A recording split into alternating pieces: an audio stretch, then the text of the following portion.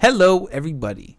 It is imperative, as always, to like, subscribe, and to share the fuck out of this podcast.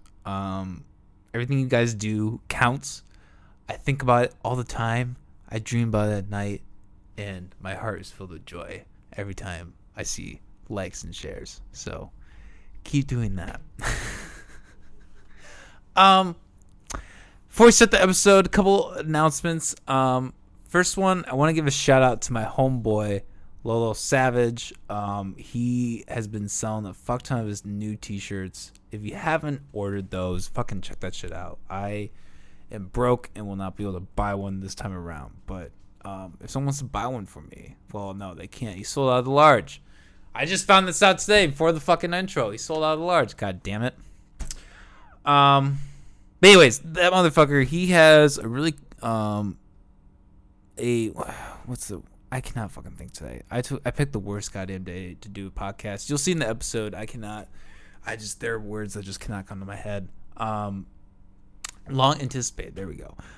This long anticipated project of his, Unstable. All caps, Unstable, is dropping December 21st of this year. He's been teasing it for a while. His last album, was it Blackout? I think it was Blackout.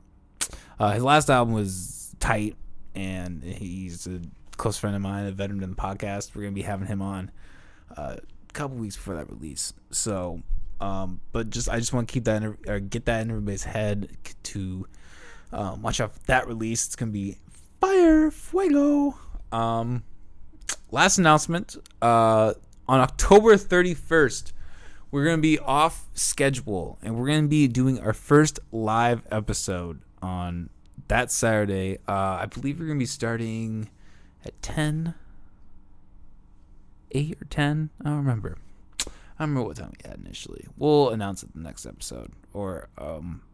Yeah. But, so we're going to be having a live episode that day. So I want you guys all, if you guys are losers like us and you don't want to party for Halloween, if you're just going to stay in and dress up in costumes and watch horror movies, tune into the live episode. See what's up. We're going to be just hanging out, drinking, talking about horror movies, having a good time. It's going to be our first live episode of the episode, or first live episode of the podcast. So, yeah, feel free to stay tuned and tune into that. Yeah, and I guess that's all I have for announcements. So shit, I'm out of it. The episode today, Zane Hehnke, got the last name right this time. He has his page called Inspired Finds, and he takes antique items and he refurbishes them in ways that is very interesting, unique. For instance, there was a bench where he took parts of a car and he attached it to the bottom of the bench, and just weird stuff like that. Almost very like that movie 9. You ever see that? Or kind of like Fallout, almost even kind of that style. It's really weird and bizarre. This man is 22 and he has his own fucking business. He's probably shit. The amount of impressivity behind his entrepreneurship skills and how far he's come and what he does is impressive as hell. And I really hope he keeps doing stuff and does more in the future. And this is a great episode, great conversation. So without further ado, here's the episode. All right. We've had a couple false starts here, but we're here. We're present. Fresh start. All right. McAllister Hours, as always. I'm your host, Colton McAllister. Today, we're joined by Zane fucking Christ. Hehnke. Yep, there you go. I got right the first time. Kinky. Yeah. There you go. Good way to think about it. Kinky the Hehnke. How you doing, man? I'm doing great. Yeah, man. Happy to be here. Yeah. Like I was mentioning before, you got some really cool artifacts. You do what's kind of all you do? You do lamps, you do tables. Like what's your? I kind of started out just being a vintage antique dealer at a young age, but anymore it's kind of blossoming into more interior design. It's kind of how I market it. So it's not to the point where I obviously go into someone's space and tell them paint that color, this wall, whatever. It's more so I do custom work, so that whether that's a table, lamp, I've done club chairs, pretty much just anything furniture-wise. Think of like home furnishings, places that accent a room to make it feel more homey, and less of just a space. So I try to personalize out of my pieces to kind of fit people's interests too when it comes to custom work. And then all of my pieces, like I said, I used to kind of be a vintage dealer and whatnot, so all of them usually involve some element of repurposing. Okay, so how much of your work is like building things from scratch versus taking things and refurbishing them in that sense? The refurbishing part's honestly like where the passion lies. Most of the stuff that comes from building from scratch, that's usually when the custom work comes in. So I'd say probably about, 20% or like, about 20% or so is building it from scratch. A lot of the other ones are repurposing. I guess in another sense, though, you could even say that repurposing is still building it from scratch because, like, with my tailgate benches, although it starts as just a tailgate, the rest of it, you're literally building it from scratch. So, it's still the same idea of, just being handy from the start. Okay. So, how'd you get into this? Like, what was the, this is kind of a specific thing to get into. Right. How did that come about for you? Well, I mean, as far as the handyman skills and such, my dad, he's an industrial tech teacher at the high school. Okay. So he's been a teacher of shop classes, wood classes, all that for all of his career. And so growing up as a kid, I was always out in the garage with him. In high school, I never took a class with him, didn't want my dad as a teacher, but we're still learning those same principles at home in the garage. As far as how vintage and antique stuff got involved, that was actually just kind of out of situation. So my dad used to go to auctions a lot as well. I suppose he'd kind of be the mentor, I guess, in this entire process. He kind of didn't necessarily see it as starting a business, just saw it as like time with the son. And then over time, it's kind of formed into a passion in a business as well. Okay. So this was something that he was interested in that you kind of grasp onto, or how did that work? Yeah, so essentially he used to go to auctions mostly for, and mind you, this is around, I'm 22 now. This would have been around age 9 and 13 or so. That early is when I first kind of get introduced into vintage items. So he would go to auctions for tools or furniture or whatever, and I would see something kind of cool and vintage go for like $2 and whatnot. And then he would also take me to an antique store later, just pure coincidence, and I'd see that same thing priced at $20. And so as a young kid, I was thinking I can do that. So yeah, as a young kid, he used to kind of buy stuff for me for like, I don't know, a summer. And then he's like, well, hey man, if you like all this stuff at the auction, you're going to have to earn some money to buy it. I can't keep buying all this stuff that's at the auction, and what are we going to do with it? So I ended up getting a lawnmower at an auction, and at like age 9, I was mowing lawns in my neighborhood, and I'd use my lawn mowing money to buy stuff at the Wednesday night auctions, and now take all these auction finds, now take them down to the local antique dealers and whatnot, and sell them out of my backpack on a bicycle. So that was like all circa 2012. Wow. And yeah, so that's kind of how it all kind of, I guess the beginning forms of it, of how I got into vintage stuff. And then as far as where the business is at now, that's just kind of been shaped over the last 7 years. So you've been doing this for a while then. So how old are you then? 22. Wow, you're 20. Wow. So when you were 12, 14. When you were 14, you had your official... the name. I started keeping books, records, as far as like accounting records and such. I'd literally say about age 14 is when I kind of treated it as a business. Before that, I was treating it more of like a hobby. Like, cool, I bought this for $5 and sold it for 20. Awesome. And then around, age 14, I really started thinking of it more like a business. Wow. That's truly innovative. That's almost inspiring to hear about someone who is taking a situation and truly advancing it. Sure. Wow. Sure, I appreciate that. Yeah. That's really awesome. So I don't even know where to go from this. I guess maybe go into detail. What is the process when you're getting something at an auction? And what do you look for in an artifact? Sure. When you're doing that? Sure. Over the years, I've kind of just picked up an idea for what's hot. As a young kid, you just kind of find stuff that is interesting to you. So I remember, imagine a baby buggy or a baby stroller. They got these wire wheels, and they kind of look cool. But as a whole baby buggy, it's like, what am I going to do with it? So I used to pick up baby buggies and strollers because no one else at the auction would want them. I'd get them super cheap. And then all I would do with them is just take off those individual wheels, and I'd throw away the baby buggy, and then I'd put those individual wheels as stands and props, and it kind of become assemblage art pieces. So imagine, it might be hard to picture, but when you get, one wheel, it's whatever. But when you get a series of a whole bunch of things that serve the same purpose, but now the little tiny differences are all being observed when they're all in the series, it kind of becomes art. So I used to do a lot of that stuff just with my own eye, and I've kind of always been creative by nature. Otherwise, these days, I I've been doing it long enough to know what's hot. So when I see, vintage cameras, vintage smalls that are like toys and whatnot, those things, they're just always kind of going to be around and desired for nostalgia's sake.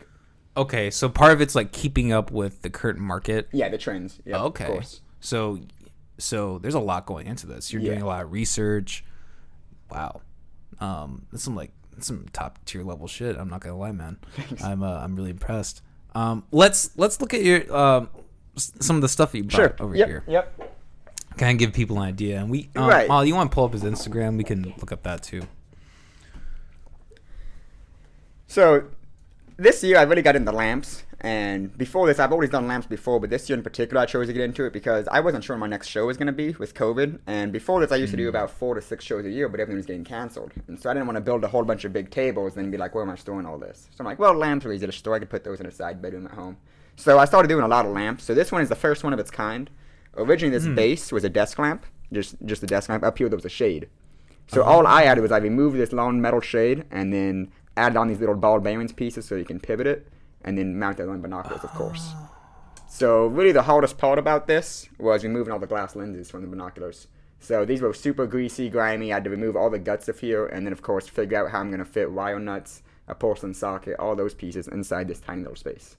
Wow. So that was kind of the challenge of this one, but I'm super stoked with how it came out. It almost reminds me of like when you're a tourist and you come up and put your eyes to see the Seattle Space Needle or whatever. So I think it's got a really neat look to it, and a pretty Art Deco base. Wow. You have such an interesting perspective on everything. Like, it's interesting, like, hearing you even, like, talk about, this, like, because the top part seems to naturally fit with the bottom. Right. But thinking about how it works and you describing how you made it, you realize that's not. Right, exactly. So, yeah, that's a good way to phrase it. Yeah, that's really cool. What was it that you ever hear of the movie 9? Yeah, okay, I know the animated one. The sock monkeys. Yeah. Your style is very reminiscent of that. Yeah, kind of steampunky a little bit. Yeah, Sure. Exactly. Yeah, I like that movie. Yeah, it's really cool. So, is this a hot item for you right now? This is actually the first of its kind. I made this around July or so. Okay. And then it mostly just been in my house as storage. I haven't really had a whole lot of shows, but it's gone to one show up in Minnesota and then one in Bloomfield, and then currently it's at Petals and Moths, which is a plant store there in the East Village. Otherwise, as far as hot items, I'll take wagons, a regular child's wagon, and I'll cut those in thirds. And I might have a picture, but you probably have to scroll quite a ways back. But at any rate, I'd make them into a planter. And so you could hang it on the wall. You could put, it's actually pretty versatile. You can put plants in there. You can put spices, toilet paper, whatever. But essentially it's a shelf in which the side, instead of seeing, just a piece of wood, you see the side of a wagon. And it's got the graphics of the text of Radio Flyer. So those are super popular. Otherwise, anything with cameras are really popular. So I'll take cameras and make them into lamps. I'll make them into most of the lamps, I guess. I've got a couple of ideas, but I haven't really, done them yet. Okay. Sure. No. Anything automotive is also pretty hot. So automotive stuff's kind of hard for me to find these days, but if I can get an old Jeep grill or a Ford tailgate, stuff like that, those things are usually quick movers. Yeah, what was the one piece that I saw? It was like a part of a car on a stand or something like that. If it's recent, it more than likely would have been a bench. I had a custom client from Pella. She was ordering. Oh, really? Yeah, that was actually a custom one. Oh, so she met me about a year ago, and then called me. So I was happy, to hear I made that big of an impression on her, of course. And she called me around August. There's the picture of those wagon shelves that I was referring there in the middle. Oh, okay. Yep. Okay. So imagine a series of those with plants or with toilet paper, whatever, and it just looks like a piece of art while it also serves a purpose. Yeah, that's definitely kind of the Pinterest trend right now. Sure. For sure. Sure. And then you were talking about... Yep, that Jeep bench should be right towards the top. Yep, Bingo. Yep, there we go.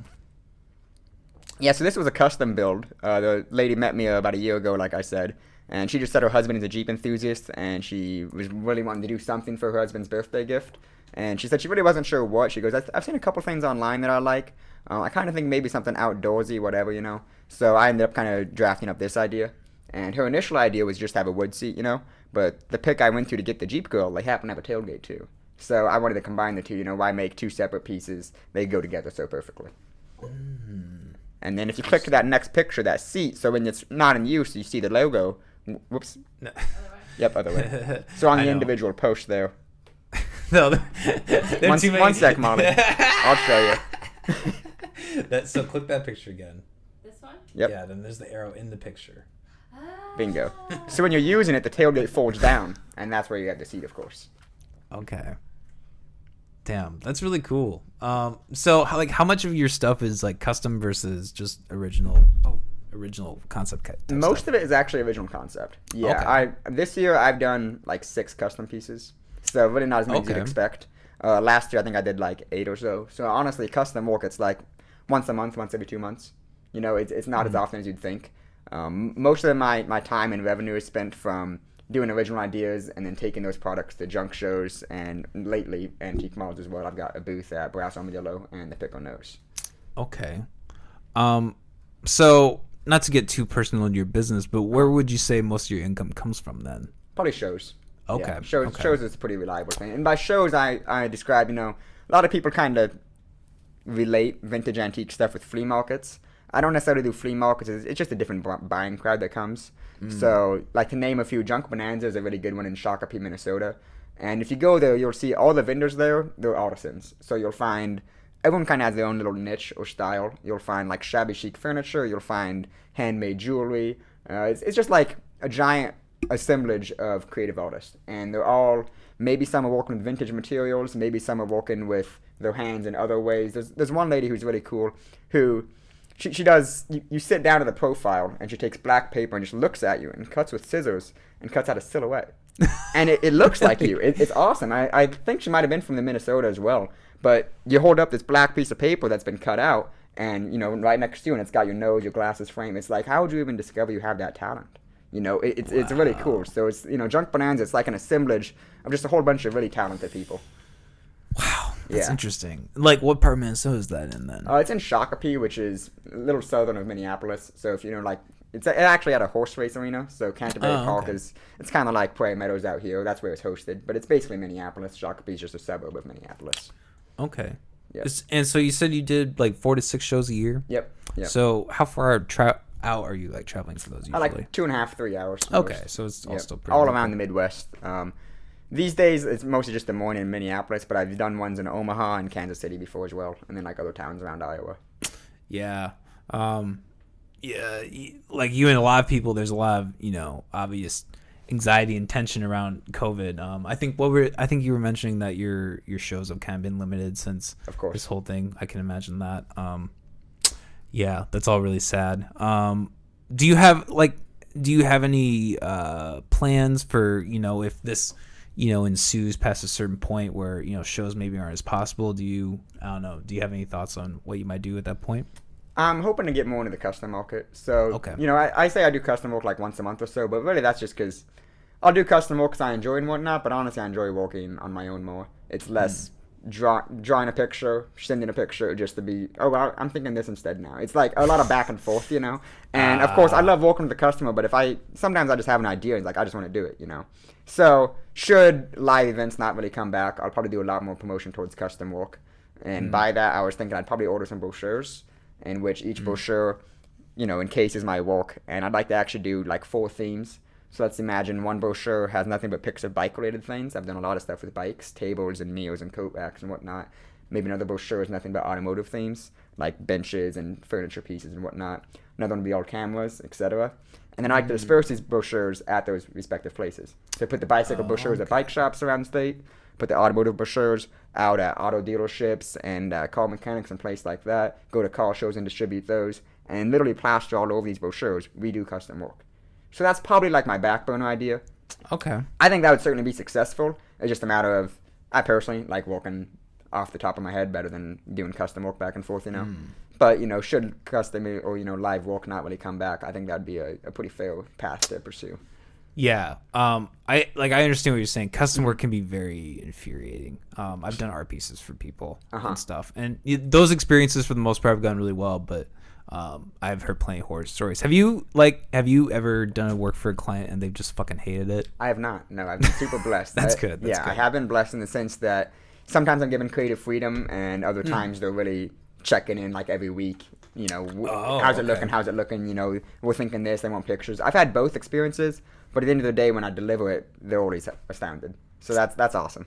That's good. That's good. And so, and you said this year especially has been a uptick in that for you. the custom work? Not necessarily. This Okay. year, it's been more so an uptick in having my stuff in physical spaces. I So see. since June, I've now started a booth at 3 different stores here in the metro. Okay. I think that is one of the good things about living kind of here in Des Moines, Iowa. Is I feel like we're one of the last cities that are really, still trying to kind of have that vibe. Mobville Muse closed. A couple other live venues have closed. That's just kind of what I'm more familiar with. But Sure. it is good to it's good to see people that are in this area doing that kind of stuff. Of course. So you said you do, it's mostly custom, you're taking from the markets or whatever. What do you do like custom made? Like you said, do you do a little bit of woodworking? Yeah, I do woodwork, welding, wiring for lamps, obviously. Okay. That kind of encompasses all of it. You can build a table with wood, you can build a table with steel. It's like, those are like my 3 skills, I guess, is welding, woodworking, and wiring. Okay. So did you go to school for any of that, or was it all? This was all taught in my garage by my dad. Wow. Yeah, so it's very impressive. I mean, he's still around to help me. He's got 2 years till retirement. For a long time, he might do stuff like on the miter box saw and table saw and stuff like that. But anymore, I've been doing it long enough. I can just kind of go out in the garage and go. There'll be times where you just need a second hand, and he'll come out and help. So got to give the credit to him, of course, because he's always been a supporter and taking the time. And he might want to watch who knows what at home in the house, and he'll come out on a hot summer day and give me a hand with something when I need it. That's awesome. Yeah, it hasn't been a sole proprietorship by any means. Yeah. So are you with your parents, or do you do it at their place, or how's that? Like, do you have your own shop? Sure, yeah. So I have an apartment here in Des Moines, but Okay. my workshop's, he's got a 3-car garage. So I travel back to Winterset, just a half-hour drive, As well, yeah. and work there each day. Long term, I'd probably like to get a storefront with a shop included here. That'd be like maybe 8 or 10 years from now. But Okay. Des Moines or maybe another city that have a good market, I'd like to have like a big warehouse that has a workshop and then a storefront, and it just kind of all encompassing building. I think that'd kind of be the dream. Well, I for how quickly you've come and how far you've come, and just starting very independently like you have, I think that would give you an edge against other people in other markets. So so have you lived here in Des Moines your whole life? I have not. I've always been in Iowa. I Okay. came to Des Moines about 3 years ago. Okay. And did you live in a small town or Pretty what? much. Okay. Yep. So I grew up in Boone, Iowa, and then my junior year, 2015, I actually moved to Winterset. So this is kind of an interesting note. Is my dad being a teacher of industrial tech and shop classes, a lot of these skills and trades are kind of going by the wayside. Like if you listen to Mike Rowe at all, that guy that does dirty jobs. He's a huge advocate for this to bring skills back into the education system. It's like for years, students have been, go to college, become an accountant, become a lawyer. It's like, we need plumbers, we need electricians, all that stuff, you know. Well, a lot of school districts across the country are kind of axing those programs. So that's what happened in Boone. So my dad was a teacher there for, I think, like 11 or 14 years or something like that, but quite a while. And they ended up, due to budget cuts, getting rid of the program. So by now it might have changed, but when I was there in 2015, Boone didn't have any woodworking, any welding class, or any of that available to the student. Damn. So that's kind of what prompted us to look for a move and brought us to Winterset. Damn. That's Yeah. sad. Is Boone by chance in Northwest Iowa area? It's central Iowa. It's right by Okay, Ames, never Iowa mind. State. I'm thinking of something else. Yeah. But yeah, that is a really kind of sad fact of education, as I feel like the focus is a lot more in impracticalities. It's almost like it's part of a system. Like it's expected that you go to college. I know. Yep. Now, did you do college at all? I'm actually in college right now You are? for the Okay. 3rd time. I see. That's okay, man. Yeah, I mean, I'm doing it. Yeah. It's something. I'm doing a video production right now. Is my main thing. Cool. But yeah, it is like it's a fickle game, man. Yeah. Like the reason I've always quit and the reason I've always just fucking hated it is like I know it's a fucking game that you're playing with these motherfucking people. Like, oh my god.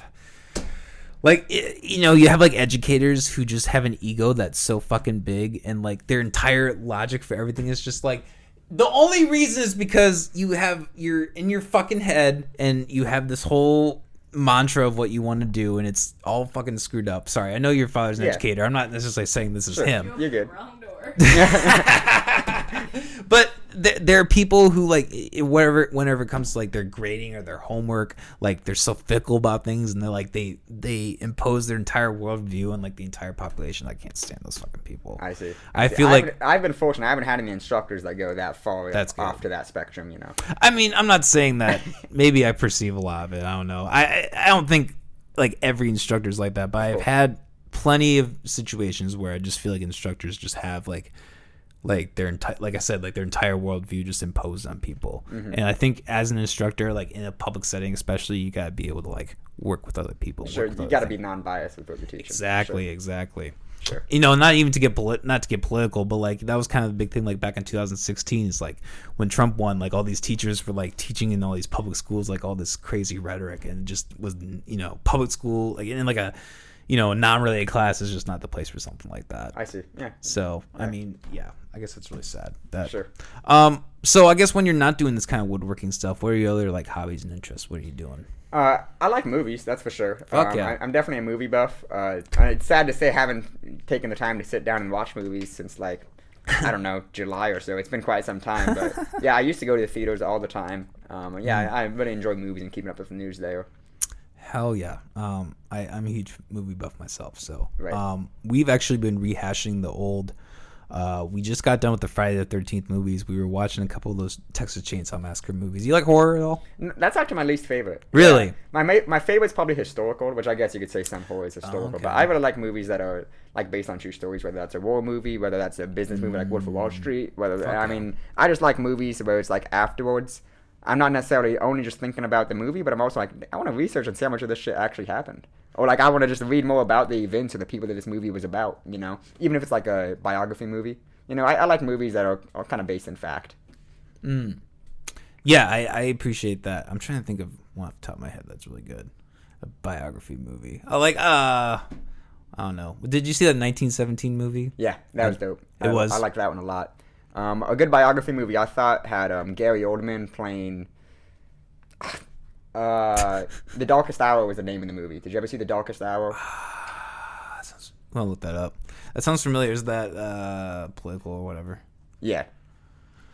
A movie that comes to mind that's not really historical, but have you ever seen There Will Be Blood? Oh yes, I have. Like I have. Not with Daniel Day-Lewis. Yep. Yeah, that's a good movie too. Yep, exactly. Not like exactly that that, you know, accurate and historical and sure. But like the time period that they depicted, that is the one Yes. thing about Paul Thomas Anderson is he is always amazing at that. Right. Yeah, this sounded familiar. Winston Churchill. Yeah, Winston Churchill. That was the name I was thinking of. Okay. That's a really good biography movie. And honestly, Gary Oldman is unrecognizable. Like, if you go through the set photos, dude, they've put so much prosthetics on him, dude. You can barely even see it's Gary Oldman. Man, he gave a great performance. Yeah, it's a really good movie. Huh. Oh, damn. Yeah. You know, this does sound familiar now that I'm looking back on it. I don't know. I feel like Hollywood is like dying in a way. Yeah. You know, especially with COVID. Yeah. Like, I feel like the last 3 years you see all these movie trailers and these movies coming out, and I think the older you get, you just realize like how much of it is all the same. Yeah. You know, and that's kind of why it's almost hard to like think of a biography movie like that, because like so many of them these days, you know, everything's like based on a true story. Mm-hmm. You really wonder, you know, is there anyone? I don't think there's anybody fact checking the fuck out of any of this. True. There's nobody that's Yeah. like there in the True. screenwriting process, like, did Harry S. Truman actually say that? You know, like, Right, like, do right. that. So, I mean, that might be really fickle of me, but Nah, you're probably right. Otherwise, I definitely like movies that make you think. Like, obviously, Christopher Nolan's a GOAT. I like any movies that you have to figure it out as you're watching. Did you see Tenet? The newest one? no, I did not. I saw it twice because the first time I was pretty mind-fucked. I really didn't understand it Really? much at all. Okay. But, yeah, by the second time I watched it, granted, I did watch an explanation video in between the two. So I watched, you know, Okay. I cheated a little bit. But yeah, the first time I went through it, even after leaving the screen, I was still super confused. So I went back a second time and enjoyed it much more thoroughly. Yeah. Fuck yeah. Do you think it's a sequel to Interstellar? I haven't read any theories about that. Really? Uh-uh. That was a big thing when it was coming out. Like the trailers are like, oh, this is a sequel to Interstellar. Having seen it, I would say it has no correlation with Interstellar. Okay. Yeah. Yeah, but there's tons of theories out there.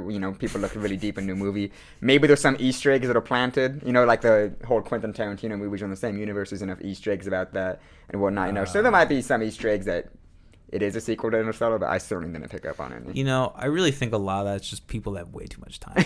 yeah, dude, for sure. Like all those Easter. I get that. Like sometimes artists do put Easter eggs and things, but I wonder like was it the theory of Pulp Fiction, how all the clocks in the movie are the same, and I don't even think that's true. But it only takes someone that has no time in their hands. Yeah. To go through that and be like, yeah, it's there. Right. No, Interstellar, that movie mind fucked the hell out of me. Yeah, that's one of my favorites. I went to go see that in theaters with my roommate in college, and we left the fucking thing, and it was like a half-hour drive probably away from where we were in college, because we went to the next city in Sioux City, and then we drove back. And we did not talk the entire car ride back. We were just so fucking blown away. That movie has had a really weird place in my life. I've been in really odd places, where it's before divorce or in the middle of some really rough shit, and just watch that movie. And there's something about how time parallel and all the themes that go into that movie that just really mind fucks you. And it really puts you in a really humbling, weird place. I don't know. Yeah. Otherwise, The Prestige. That might be one of my favorites. It's been a long time since I've seen that. I mean, probably 6 years plus. If I watched it again, I wouldn't say it'd be a new movie, but it would certainly feel different than it was 6 years ago. Yeah. Yeah. Christian Bale also was just a fucking fantastic actor. Oh, yeah. Did you ever see him in The Machinist? I did. Gruesome to watch, man. Look that up. I don't know if he might hold the record for the most weight gained and lost. I think he does. He does. He's... Wait, was this before? Well, so how much... Look up how much he's... before or after or something. Yeah, before or after, yeah. Because he's been both really fat and really skinny in plenty of roles. Mm-hmm. Well, yeah, he gained a bunch of weight for Vice. Yeah. Yep. Vice, he gained weight for that. What was that one movie? The one in the 70s. I don't remember. Too many fucking movies. That's the whole point of this. I don't know. That's almost why in recent years he was skinny as fucking. Dallas Buyers Club? That's not. He wasn't in that. He wasn't in that. So look up how much weight he's gained and lost. American Hustle. That's the one you're thinking of in the 70s. That's what's American Hustle. Yeah, I forgot about that movie entirely. That was pretty good. Yeah. But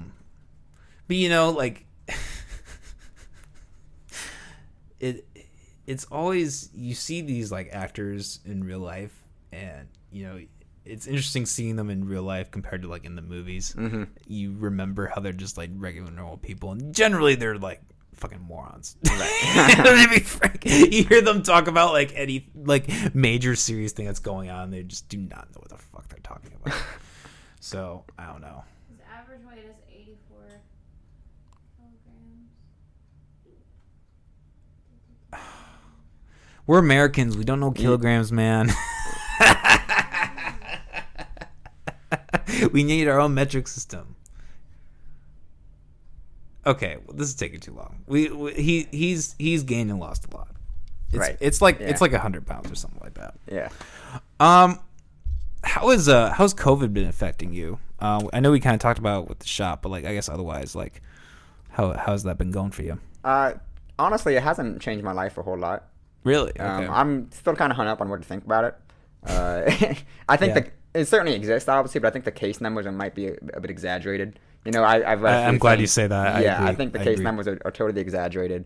But as far as safety goes, I mean, I don't know. I wear a mask when I'm in a store per se, but I'm not a super mask mandate freak about it by any means. Yeah, I'm not sure what all this is gonna bring either. I hope our economy is gonna flourish from all this. I'm just kind of hung up on it. I don't know what to think.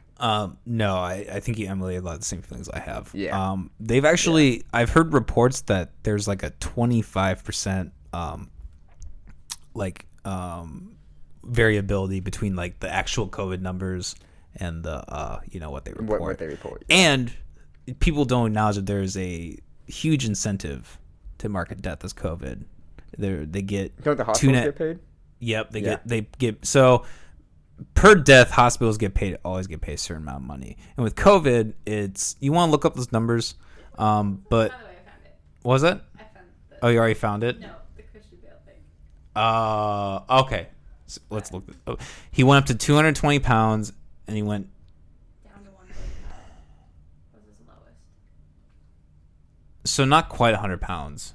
So he's ranged from 220 to 135. That's pretty fucking crazy. That's 85 pounds. That's insane. But anyways, but there's from what if I remember this correctly, they get 2.5 times more money if it's a COVID death versus a regular. Sure. There are people that will commit. I've heard people commit suicide and they'll mark it as a COVID death because I've they had heard those COVID. kind of things too. They have it in their system, and I have heard the arguments where it's speculative as to if they're sick with something else and then they happen to have COVID. But is that really a COVID death? Right. And is that the same type of COVID death as someone dying from COVID? Right. There's a problem when they're not differentiating them and when there's an obvious financial gain from it. Sure. Yeah. I definitely don't agree with. It says that they get paid more for treatment, not necessarily deaths. Okay. Oh. It's from ABC News. Well, that sounds even. I mean, shit, because they can treat more people than have people die, probably. I would hope. Yeah, no kidding. Medicare adjusts hospital payment based on geographic variation. And I don't know, they said something about You can't even believe anything you read anymore. What's even the point of doing a podcast? things with inaccurate diagnosis would be subject to recoupment and or other potential civil or criminal charges for false claims. I don't know if that means anything, but they say it. Well, If they say don't do it, doesn't so mean they probably wrote that in a month later when people started complaining about this. All right, we'll have criminal charges, but you'll have to get through lawyers and hundreds of thousands of dollars first.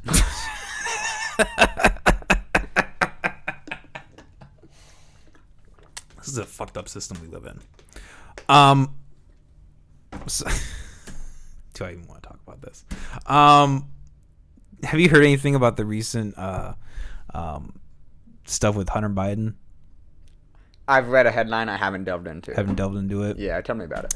So there's concrete evidence that certain media outlets and social media sites have been purposely blocking the stories about Hunter Biden, which is both that he smokes crack cocaine, which everybody knew, but and then that what was it exactly that there were certain dealings. There's certain dealings overseas, I think in Ukraine and maybe possibly China, where both of them gained financially. And basically, he lied in the first debate when he said that there was nothing to do with that. Google's not going to show you anything. You're going to have to go to the New York Post. Because that's the whole problem with this is they're trying to Cover it up. Yeah. Exactly. So Facebook and Twitter both. There's this New York Post article about Biden, and they made that link and a government link linking them both frozen and unable to be shared.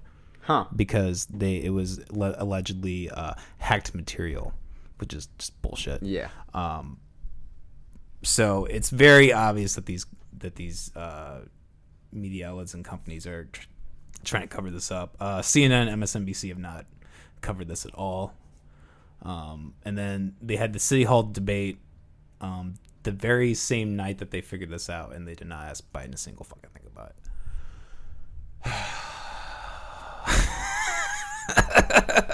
That's been.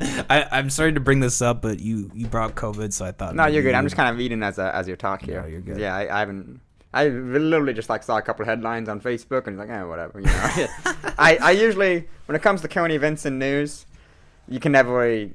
I honestly don't have the time to really find the true stuff, and there's so much fake stuff to go through I really just kind of roll with the punches, and if I hear from enough people, I'm like, okay, well, maybe this is something worth reading about myself, you know.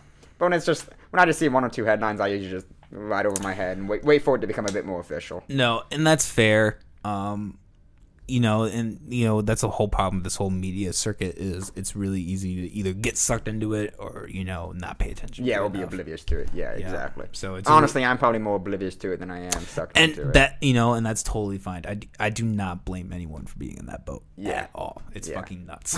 Yeah, too much to keep up with and not enough time. Yeah. I come from a very my parents are both lawyers, and I come from a very political background. I see. So I just have always had this natural inclination for there's something fucked up going on in government. It's about I need to be loud about it. Sure. And sure. that's been for better and worse in my life. So.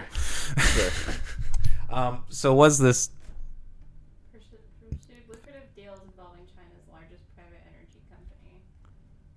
including one that he said would be interesting for me and my family, emails obtained by the Post show. So basically they just there's the email leak.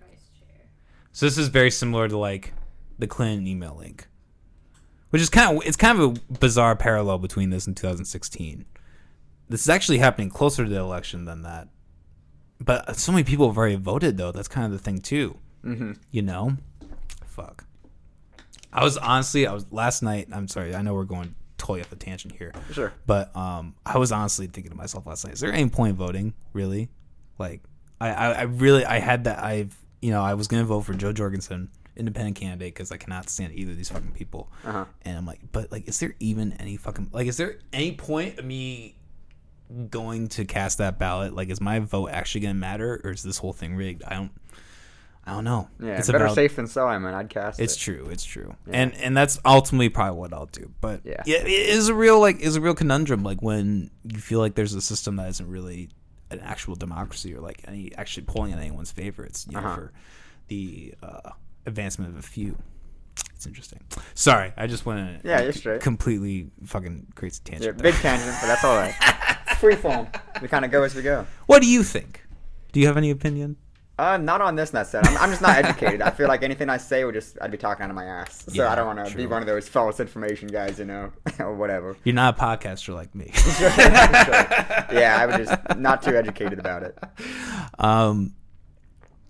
So I guess to get away from this, we were talking and you mentioned we were kind of talking about different things to talk about, and one of the things that you mentioned that I thought was really that could be impressed upon was advice for young entrepreneurs. Is you being someone who's obviously created a lot in your business and all that. Sure. So obviously I had a unique case as a kid you don't have bills, right? So I kind of had a unique case in getting started just at the fact of mowing lawns, and then it all just kind of snowballed. I never really anticipated to have it what it is now as my whole passion and life plan and whatnot.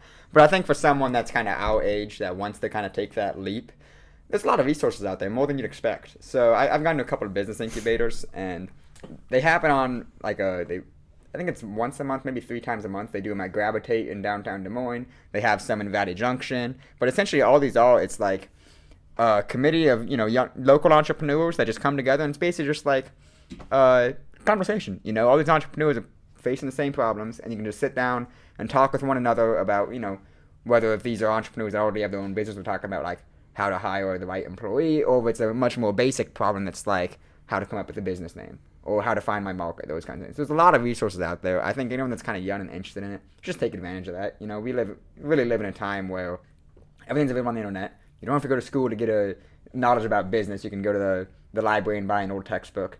You can read online a lot. I think there's a lot of resources out there. And also, this year I've really kind of been focusing on making myself larger on the internet. So last year or 2 years ago, I started a website. Before that, I just had a Facebook and Instagram.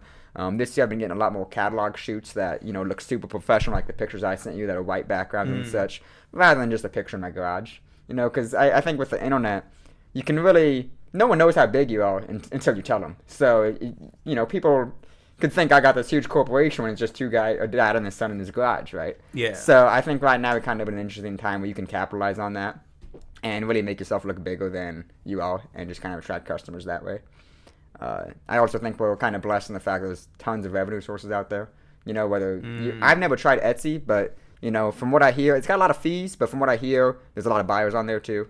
So, you could get on with that. You could get on some other Yeah. stuff. But I feel like we just live in a time where if you have a passion or you have an idea for a business, I'm really just kind of against the idea of, like, working the 9 to 5, retire at 50, live for 20 years, and, only work for 2 days a week. Everyone's working for the weekend. Like, you should do what you love. You should just do what you love and make money at it. Yes, truth. I fucking agree, and that Yeah. it's really inspiring. That so you're like would you consider yourself like making a living from this? I mean, modestly, I don't know. I suppose so. UPS pays the bills pretty Okay. much. Inspired Finds right now is, I wouldn't call it my fun money right now. Most of my Inspired Finds revenue either goes to like frivolous spending, like maybe some eating out or whatnot, like just kind of frivolous extra spending, and then I put it back into the business. That's kind of what I do with a lot of the Inspired Finds money is pay for more photo shoots, buy more junk to repurpose, Yep. pay a booth fee, that kind of thing. Long term, I'd hope it to be like a full-time career thing and have a storefront. But at this point, it's more so side money, and UPS would be my main source. Okay. And I'm actually just part-time at UPS, so I only get about 32 hours a week. Okay. So kind of talking about what you were just saying earlier with kind of your future prospects. What are some of your, what are some of the things you want to look forward to doing in the future? Like, business ventures or, bigger projects. What do you have in mind? Well, I could go a number of directions. So if I'm going on a rant here, Yeah, go for it. If I'm going like 15 miles an hour and you want me to slow down, just tell me. But essentially, I suppose in like the next 10 years, there's a few things I'd like to purchase. Among them is a Volkswagen bus, and I probably want to spend like 3 months just traveling. Nice. Yeah, I mean, I've only traveled pretty much all the states that touch us, and then I've been on like 3 vacations in my life. We went to D.C., Florida, and then like Mount Rushmore and such, but that's about it. And so I don't know what age level, we're not really no need to delve into that, but basically at some point I'd like to buy a Volkswagen bus. I'm not an automotive guy. I don't know any auto work or anything, so probably already ready to drive and go, And, delve off and tour for about 3 months, 6 months or so, kind of before I'm really established in a career. You obviously can't do this stuff when you have a family or when you have a storefront and stuff like that. But while we're young is really while we have time for that. So that'd probably be my most immediate goal. Beyond that, and also while traveling, perhaps maybe do I really want to live in Iowa forever? Or maybe I find some place that I like better. Because Iowa's all I've ever known. And right now, Des Moines sounds like an okay place to start a storefront. There's also a lot of other vintage dealers in here. You got Weston Salvage. They do kind of similar stuff. There's a lot of competition. So if I'm spending these 3 months kind of finding myself, if you will, out on this Volkswagen bus, maybe I'll find a town that could support Inspired Finds as well. Okay. Once I kind of establish where I might want to live the rest of my life, I would probably like to try to just buy a lot of land. And I'm not really looking into the traditional buy a house. I have a different idea. You ever heard of cargo container homes? Like shipping container homes? You should look that up. They look really sweet. Yeah, type that. So you can get a shipping container for like $2,000 or like $2,500, $2,800. You can get them super cheap, and these are actually really big in Texas or like places that are a bit more tropical or warmer climate, if you will. Not less insulation. But you can essentially, you can combine like 1 or 3 or 5 of these in different. There's a lot of different ways. Flipping them vertical, stacking them, whatever. So like tiny homes, kind of. Yeah, kind of like tiny homes. Okay. Kind of like tiny homes. But it's not. I mean, but you're taking the container and you're renovating it versus building it from. Okay. Yeah, exactly. So I'd want to combine like maybe 3 of them, or something like that. And let's say you buy a lot of land for like $25K or $35K or whatever. Get a couple of these on. I mean, honestly, you could probably be all in for like $80,000. And $80,000 buying a house, you'd get a pretty dumpy house, right? Like you get an okay house, but nothing great. And here it's like it's custom how you like it. It's recycling. So I really love this idea. Otherwise, I'd also be open to getting like not necessarily a barn, but those airplane hangars, those big curved metal buildings. Airplane hangar would be cool to be modeled into a house. Getting grain bins and connecting like 2 or 3 grain bins in a network. That'd be a cool house. But essentially, like I don't want to just get a regular ass house. So maybe around like 30 or 35, whenever I've kind of decided the way I want to settle down and live my life, probably want to do something repurposed like this. That'd be pretty sweet. Damn, that is really cool. I like that middle one there. That the 3, they got a little balcony up top. Yeah, that's a cool one. Damn, that's tight. Have you ever seen those Mars homes? I don't think so. No. Look that up, Molly. You can actually buy them in the U.S., but they're these homes that are designed. They're like they're circular little dome. Yep. Interesting. Circular little dome things. And that's what they're trying to have people live in on Mars. But you can buy those I don't know where. I want to say maybe West Coast. Yeah. Sounds Sounds right. Sounds like where everything like that's at. That's where the trends take off. Yeah. Midwest is always the last to get it. So usually when there's a trend, whether it's, I don't care, interior design, fashion design, whatever the trend is, it usually starts on the West Coast, then goes off to the East Coast, and then maybe like Texas South, and then we're the last one. So we're usually about 5 to 8 years behind. Whatever's hot right now out in Cali, we won't see here for another 3 years. 3 or 5 years, really. Yeah. Like right now, going back to this stuff, I guess, industrial is still kind of hot for me. And by industrial, I mean like big burly carts with big wheels, cast iron, that kind of thing. In Cali, that stuff was hot 8 years ago, and now they want mid-century model. So things change. There's all these cycles, and then it comes back around. So it's kind of interesting to see that stuff. Otherwise, another thing that's kind of starting to resurge itself here in the Midwest is a lot more boho, a lot of wicker baskets. Still kind of a bit of that mid-century modern, too. That's kind of starting to make a resurgence here. So I think that's kind of going to be an up-and-coming trend. As far as how that applies to this stuff, repurposing is always going to be cool, but essentially got to keep up with the trends. So I can't always do industrial stuff. I got to, keep being innovative with the trends and whatnot, too. Would you ever what's the guy's name? The guy that restores the old game consoles. Like, would you ever do like stuff like with really old tech, like old computers or anything like that? I haven't thought about it. I wouldn't say no to anything off the bat. I'd have to maybe take a look at something, figure out an idea. I feel like that might be really, like, what you do is great, obviously, but I think that would be really like. That would be like a whole other industry, a whole other market. Sure. Yeah. Sure. Yeah, I haven't really thought about that. I feel like you can probably get that stuff for decently cheap if you look in the right places. Right. I would think. Right. What do you like? You kind of talking about like the trend being the West Coast. Do you think COVID's going to change that at all? Do you think that we might see less go over there and more go other places in the U.S. with COVID, or? You mean as far? I don't know. Can you like just like the trend and like the center of attention, maybe? Like, just kind of what you're describing, like how it seems like everything in the West Coast, like, happens in the West Coast. Like, and like, the last if anything, COVID's going to change that? Yeah. Just with, people leaving, their taxes are going to skyrocket, homelessness going up, all that. Sure. See, I'm not even educated on it. So right now, are people kind of leaving Cali because of the fires and taxes and all that stuff? Yeah. Okay. Well, you want to look that up, Molly, how many people are leaving LA? Or... I guess I don't know about Cali as a whole, but yeah, the West LA, Coast in general. Yeah, the spot. But yeah, it's from what I hear, it's a shit show over there. Okay. Well, I mean, I suppose you can make an argument that the trends are going to change too, that they won't really flourish. So this is from September 13th. Do that first one. Daily Mail's pretty good. Excuse me. More people are leaving Cali than ever before, driven up by worsening wildfires, politics, and the skyrocketing cost of living.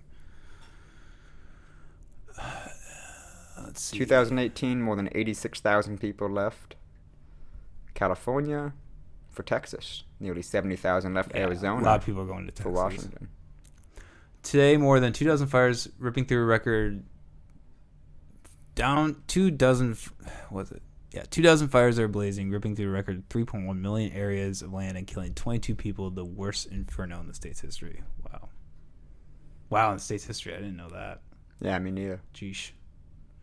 You think it's interesting how quick those Australian wildfires quit being talked about?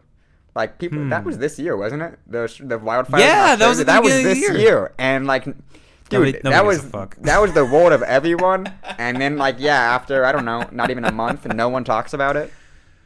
It's like, they were put out, but I'm sure there were tons of endangered species were lost and all that stuff, Yeah. It's like, damn, dude, 2020 feels like a long year. There's been so much to go on. So much fucking shit. I'm glad that you have, it sounds like you've kind of been trying to remain ignorant, or not ignorant, but, don't let it affect my personal life. Blissfully ignorant, I should say. Sure, I guess is whatever. The term.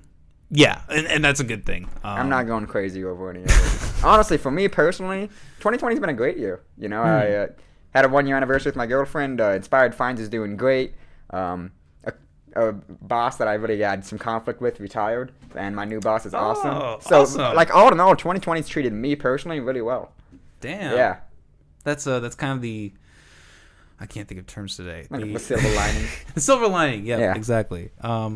Yeah, and that's kind of the thing with us too. Is like this podcast has taken off this last year. Mm-hmm.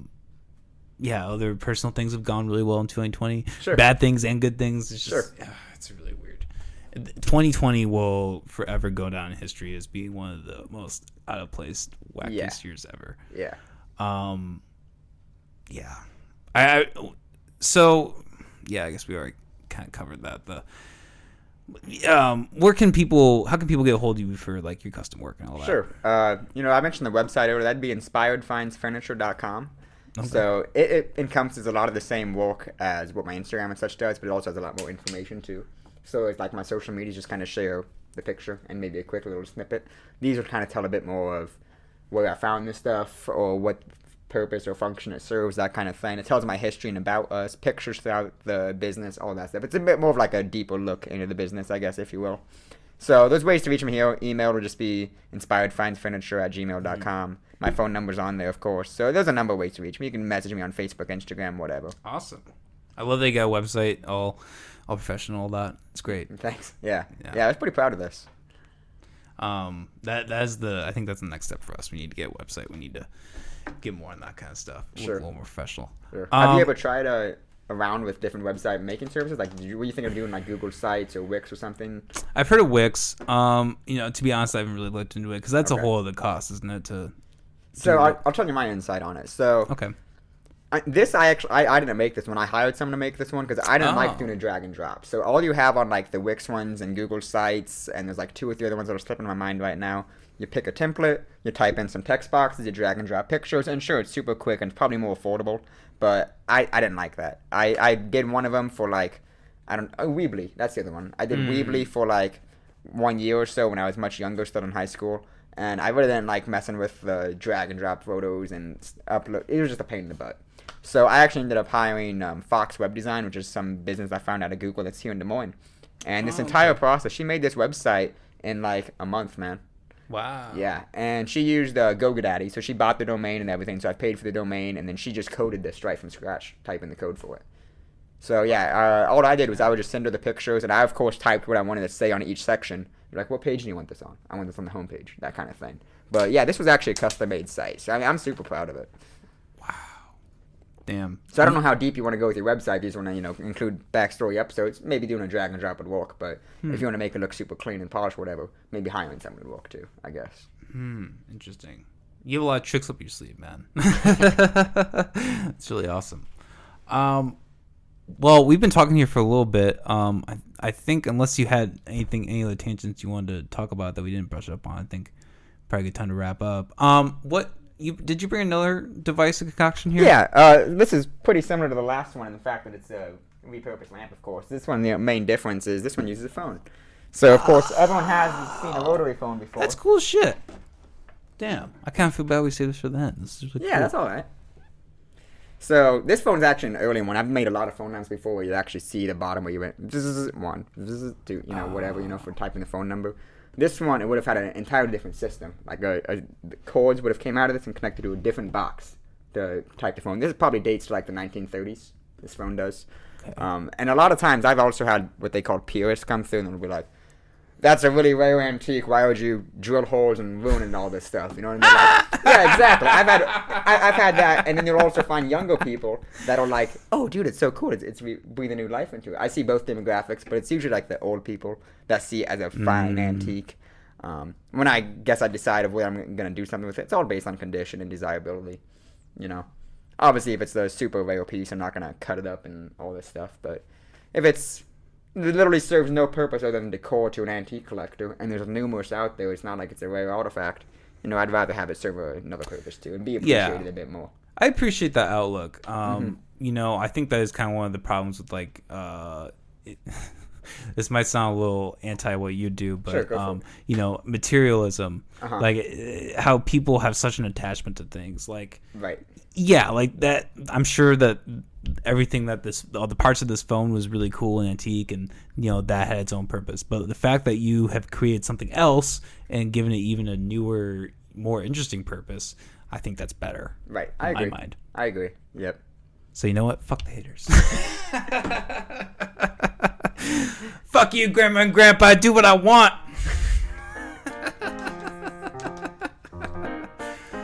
All right. Well, yeah, I appreciate being invited, man. I've had a great time. Yeah, this has been fun.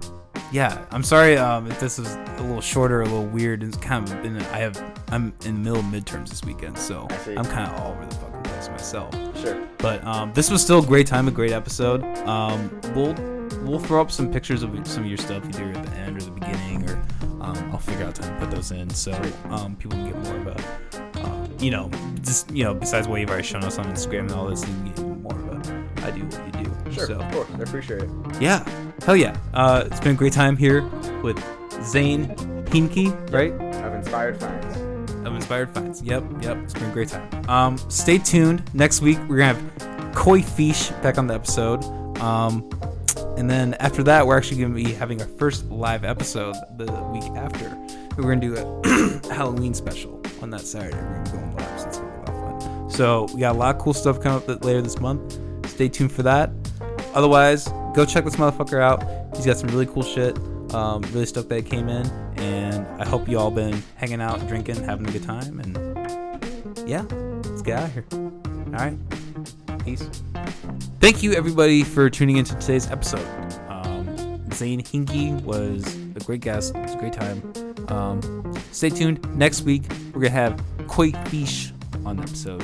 On the fucking podcast, not the episode. But there's a podcast and there's episodes. That's how it works. It's like time in a row. Why the fuck am I even doing the podcast? So yeah, we're gonna have him on the show. We've had him on before. He's a very prominent EDM artist and a close friend. So I'm anticipating that's gonna be a great conversation indeed. It's been a minute since I've seen him. It'll be interesting to catch up, see what's going on with that. Otherwise, like I said, we got another. Like I've said in the beginning of the episode, we have the live Halloween episode to look forward to, so stay tuned to that. Otherwise, I hope y'all been hanging out, drinking, chilling, having a great time. As always,